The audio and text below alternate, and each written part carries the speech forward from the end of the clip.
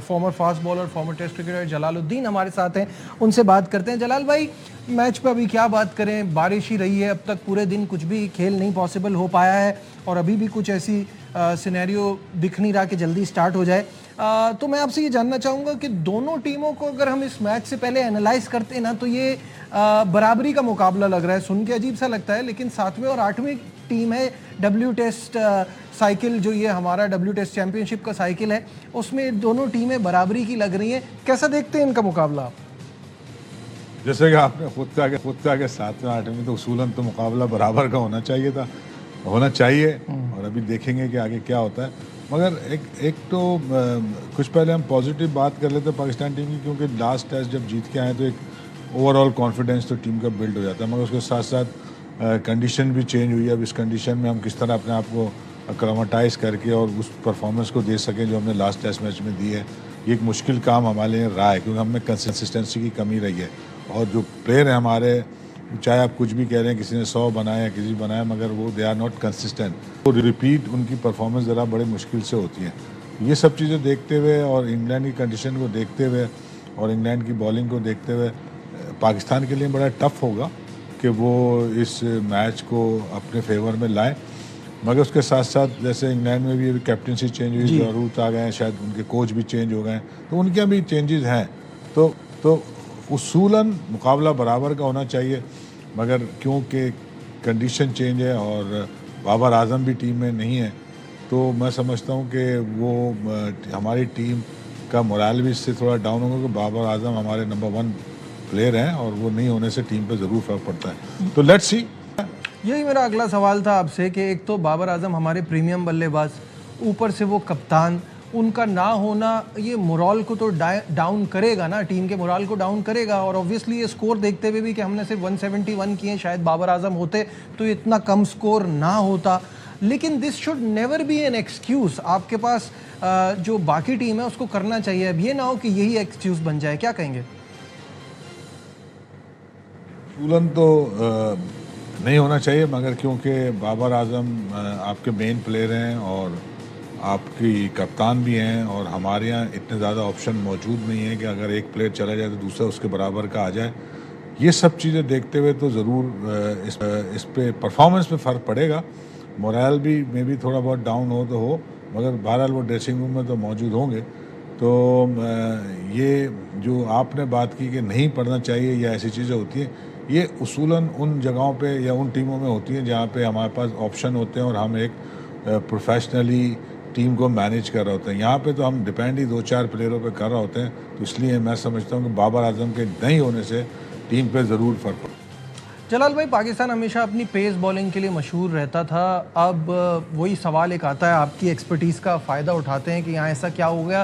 वो सवाल होता है वेयर इज़ द पेस। और दूसरा सवाल ये कि कोई ऐसा बॉलर नहीं दिखता जो अपने दम पे मैच जिता के दे, कि आपको लगे कि ये है, ये कर देगा। ठीक है, इन कंडीशंस में हम अब्बास के लिए ये बात कह सकते हैं, बट ओवरऑल अब ऐसा कोई बॉलर दिखता नहीं। सही है कि जो भी हमारे बॉलर हैं वो एक जैसे बॉलर हैं। स्ट्राइक बॉलर जिसे हम कहते हैं उसकी कमी है, या जो पेस के हवाले से अगर हम कहेंगे बहुत ज़्यादा तेज़ हैं, जो कभी भी एक अच्छा स्पेल करके टीम का ब्रेक थ्रू दिला के और आप रन थ्रू भी कर सकते हैं। तो अभी हमारे पास जो बॉलर हैं, इसमें मोहम्मद अली अच्छी बॉलिंग करी है उन्होंने वहाँ, और अब्बास तो हमेशा से जब भी बॉल करते हैं तो वो कोई ना कोई परफॉर्मेंस तो ज़रूर देते हैं। तो जो आपने बात की है कि ऐसे बॉलर अब मौजूद नहीं जो कभी पहले होते थे, तो इस तरह के फेजेस टीमों पे आते हैं, मगर ये फेज़ हम पे बहुत अच्छे से चल रहा है। और जो कोई 1-2 अच्छे बॉलर आते भी हैं तो बहुत जल्दी इंजर्ड होके फेड आउट हो जाते हैं। तो इसमें थोड़ा सा पॉलिसी का इशू है, थोड़ा सा आपको प्लेयर की लुक आफ्टर जिसे हम कहते हैं वो करनी आनी चाहिए टीम की मैनेजमेंट को। और जो अगर हमारे पास क्वालिटी बॉलर जो भी ऑन ऑफ आते रहते हैं, उनको आप ऐसा डेवलप करेंगे वो थोड़ा लंबे अरसे तक खेल सके। तो मगर अब इस वक्त की बात तो ये है कि जो अवेलेबल है वो कैसे बेहतर कर सकते हैं, हमें ये देखना है। तो एक अच्छी बात है, मोहम्मद अली अच्छी बॉलिंग करते हुए उनकी मूवमेंट भी हमने देखी है। अब्बास हमेशा से एक अच्छी लाइन पे बॉल करते हैं। तो अगर ये इतनी ज़्यादा पेनिट्रेशन तो इनमें नहीं है, मगर अगर एक मुस्तकिल कंसिस्टेंसी से अच्छी बॉल करेंगे तो अपॉर्चुनिटी निकलती है और उसी से आप मैच को सकते हैं। नाज़रीन को एक बार याद दिला दूं कि Pakistan were all out on 171, ये कल की बात है, जहां 112 पर 2 इंग्लैंड का स्कोर है। स्टिल ट्रेल बाय 59 रन्स, बहुत ही अच्छी पोजीशन में आ गया है इंग्लैंड। फ़िलहाल खैर बारिश और उसकी वजह से मैच स्टार्ट नहीं हो पाया, दूसरे दिन का खेल शुरू नहीं हो पाया है। हेडिंगले के कुछ रिकॉर्ड्स पर जलाल भाई नज़र डाल लेते हैं। यहाँ 10 टेस्ट मैच खेले हैं, जिनमें से 6 इंग्लैंड जीता है, पाकिस्तान सिर्फ 1 जीता है और 3 ड्रॉ हुए हैं। यानी हमारी अच्छी से अच्छी टीमों को यहाँ जीतने में प्रॉब्लम हुई है। तो रिकॉर्ड बदलने की यहाँ कोई उम्मीद नज़र आ रही है? देखिए, रिकॉर्ड तो खैर क्रिकेट तो एक ऐसा गेम है कि किसी वक्त भी कुछ भी चेंज हो जाता है, मगर अगर आप ऑन पेपर चीज़ें देखेंगे तो ज़ाहिर है वो हमारे फेवर में नहीं है। और एक बात तो हमेशा से मानी हुई है हमारी, और क्योंकि हमारे जो भी प्लेयर हैं, ख़ास तौर से अगर हम बैटिंग को ले लें तो हम जहाँ भी बॉलिंग पिच आएगी, जिसमें बॉलिंग पिच को मैं थोड़ा डिफाइन कर दूं कि अगर बॉल की मूवमेंट ज़्यादा है या बाउंस ज़्यादा है या अगर स्पिन कर रहा है, टर्न ज़्यादा है, तो हमारी बैटिंग एक्सपोज होती है। उसकी बड़ी वजह ये होती है कि हम टेक्निकली इतने साउंड प्लेयर नहीं होते, और ख़ास तौर से जब बॉलिंग पिच आएगी तो टेक्निक का रोल बढ़ जाता है, अदरवाइज टेक्निक का रोल इतना नहीं होता। तो हम हमेशा से फ्रजाइल तो रहे हैं, और कंडीशन पे बहुत ज़्यादा हमारा डिपेंड करता है। अगर जैसे कि इंग्लैंड की कंडीशन है और लीड्स में मैच है, तो मैं समझता हूँ पाकिस्तान की बैटिंग को बहुत टफ टाइम मिलेगा यहाँ पे। और कोई मिरेकल तो खैर क्रिकेट में हो भी जाते हैं, कोई ऐसी चीज़ हो जाए तो कह नहीं सकता, मगर अगर हम आज उन दोनों को पेपर पे बैठ के देखें और कंडीशन को पिछला रिकॉर्ड देखें तो पाकिस्तान के लिए वहाँ पे इस मैच में अपना अपर हैंड रखना काफ़ी मुश्किल। अच्छा, ये इस सीरीज़ के हवाले से तो ज़ाहिर है हम आपकी ओपिनियन लेते रहेंगे। ये मुझे बताइएगा कि पीसीबी ने श्रीलंका के ख़िलाफ़ T20 और टेस्ट सीरीज़ का ऐलान कर दिया है, और इसके बीच में एक वनडे ट्राई नेशन सीरीज़ होगी between Pakistan, Sri Lanka and England. और ये बड़ी ज़बरदस्त बात है, बिकॉज़ वर्ल्ड कप की तैयारी के लिए ये बड़ा अहम स्टेप है। आप कैसा देखते हैं? इस लिहाज से तो मैं बिल्कुल ये कहूँगा, अच्छे आप ट्राई सीरीज़ करा रहे हैं, आपको अच्छी प्रैक्टिस मिलेगी, और वर्ल्ड कप से पहले इस तरह की सीरीज़ होती रहेंगी, आप बहुत सारी चीज़ें अपनी ठीक कर सकते हैं।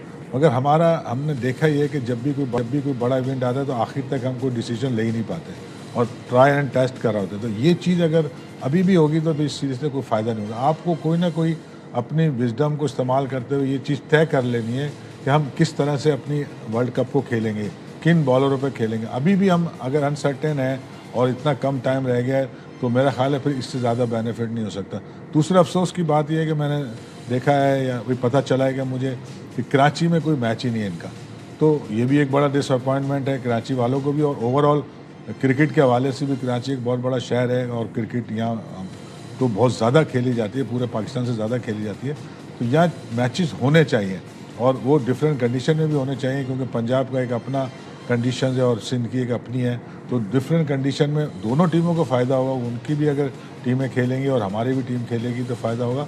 मगर जो आपने बात की वर्ल्ड कप के हवाले से, वो उसी वक्त फ़ायदा होगा अगर हम अपना एक पूल को डिसाइड कर चुके हैं और उनको लेके डिफरेंट ऑप्शन में खेल रहा हूँ। अभी भी अगर हम 25 लड़कों के साथ सोच रहे हैं कि इसको भी खिला लेंगे, इसको भी खिला लेंगे, तो फिर इस चीज़ से कोई ज़्यादा फ़ायदा होगा।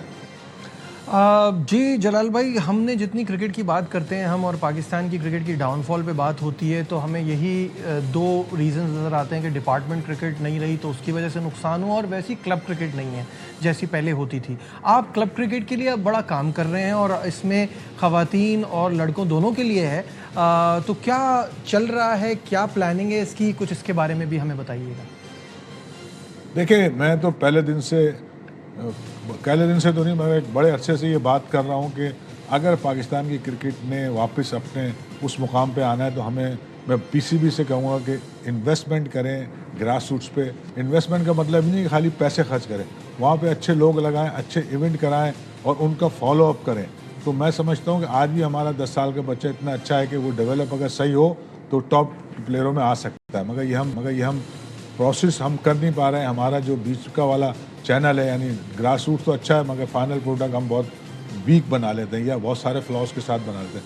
मैं क्योंकि जो कहता हूँ मैं उस पर अमल करने की कोशिश करता हूँ। मैं ग्रास रूट्स का भी, आपको पता होगा कि मैंने 3 साल का एक प्रोजेक्ट कराया कराची के 20 बच्चों का, जो अभी हमारा जिसकी हमने ग्रेजुएशन सेरेमनी करी है, वो मैं इसी बेस पे करा है कि मैं कहता हूँ ग्रास रूट से जो हम कर सकते हैं वो करें। फिर अब क्लब क्रिकेट क्योंकि हमारी बेस असल ग्रास रूट्स हमारी वो है, तो उसको मैं अपना क्लब, हमारा अपना क्लब है वाइटल 5 क्रिकेट क्लब, उसको मैं एक मॉडल क्लब बनाना चाहता हूँ पूरे पाकिस्तान के लिए। तो बीच क्लब तो हमारा पुराना काफ़ी दिन से 10-15 साल से, मगर बीच में जब क्लब बंद हो गए थे तो वो इतना उसमें एक्टिविटी नहीं रही थी। अब मैं क्योंकि यहाँ ज़्यादा मौजूद हूँ पाकिस्तान में, तो मैं उसे रिवाइव कर रहा हूँ और अब हम ट्रायल ले रहे हैं। हम 3 टीमें बनाएंगे, सीनियर होगी, एक अंडर 15 होगी, विमेंस की होगी, प्रॉपर उनकी प्रैक्टिस, मैचेस, उनके टूर्स, ये सब करेंगे। ठीक है, बहुत बहुत शुक्रिया। जलालुद्दीन साहब हमारे साथ थे और अपने ओपिनियन शेयर कर रहे थे इस मैच के हवाले से भी, पाकिस्तान क्रिकेट के हवाले से भी।